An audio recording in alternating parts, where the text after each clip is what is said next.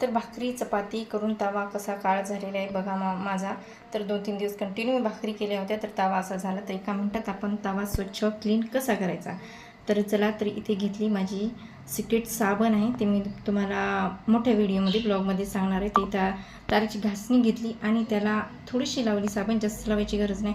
आणि एका मिनटात आपण ही तवा कसा मी स्वच्छ तुम्हाला करून दाखवते बघा. तर ते साबण लावलेली आहे आणि तवा गरम करायची गरज नाही, बेकिंग सोडा टाकायची गरज नाही, टोमॅटोने घासायची नाही, लिंबाने घासायची नाही, कशाची गरज नाही. फक्त थोडासा तुकडा घ्यायचा साबणीचा आणि हा तुकडा कोणता आहे तर मी लगेच तुम्हाला सांगणार आहे, म्हणजे पुढच्या व्हिडिओमध्ये.